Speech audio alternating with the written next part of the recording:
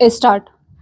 हमारे जिम्मेदार नेता किस तरह गैर जिम्मेदाराना बयान देने में माहिर हो गए हैं, यह राहुल गांधी के इस कथन से फिर सिद्ध हुआ कि विदेश मंत्री एस जयशंकर इसलिए बार बार अमेरिका जा रहे थे ताकि भारतीय प्रधानमंत्री को डोनाल्ड ट्रंप के शपथ ग्रहण समारोह में बुलाया जाए।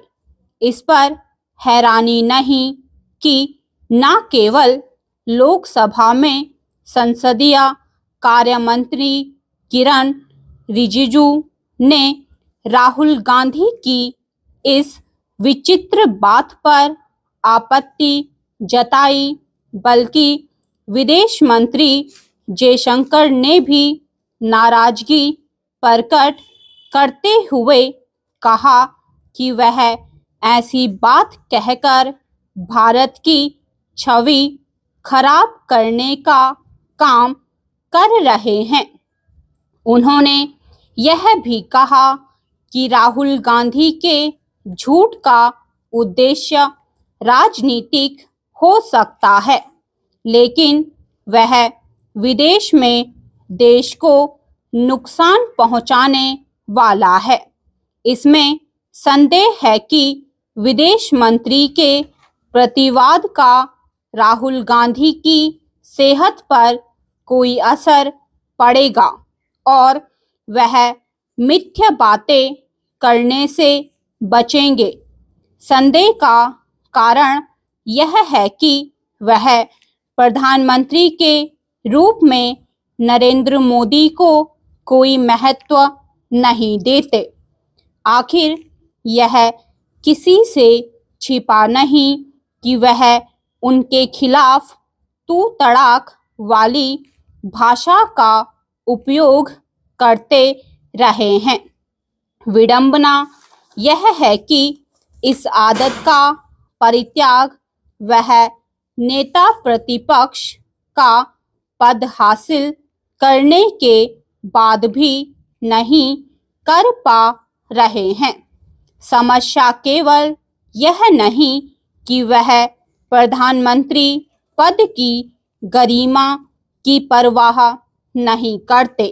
समस्या यह भी है कि वह प्राय ऐसी बचकानी बातें कर जाते हैं जो राष्ट्रीय हितों के प्रतिकूल नहीं होती या दूसरे देशों से संबंधों पर बुरा असर डालती है। जब राहुल गांधी राफेल विमान सौदे में कथित दलाली खोज लाए थे तो यहाँ तक कह गए थे कि खुद फ्रांस के राष्ट्रपति ने उन्हें बताया था कि दोनों देशों में ऐसा कोई समझौता नहीं जो राफेल विमान की कीमत बताने से रोकता हो। उनके इस झूठ का खंडन फ्रांस की सरकार को करना पड़ा था। इसी तरह डोकलाम विवाद के समय वह विदेश मंत्रालय को बताए बिना चीनी दूतावास जाकर उसके राजदूत से मिल आए थे।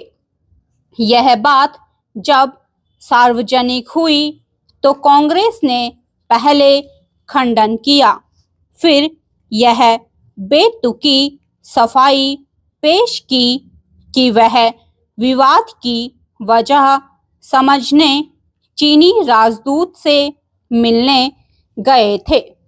इसकी भी अनदेखी नहीं की जा सकती कि जम्मू कश्मीर से अनुच्छेद 370 हटाए जाने के मोदी सरकार के फैसले की राहुल गांधी की अनावश्यक आलोचना को पाकिस्तान ने अपने पक्ष में भुनाने का काम किया था। अब भी वह सीमा विवाद पर चीन की बातों को अहमियत देते हैं और भारत सरकार की जानकारी पर यकीन नहीं करते। यह समझ आता है कि वह घरेलू मुद्दों पर सरकार को घेरे और उसकी आलोचना करे, लेकिन कम से कम ऐसी निराधार और मनगढ़ंत बातें ना करे जिससे प्रधानमंत्री पद का उपहास उड़े।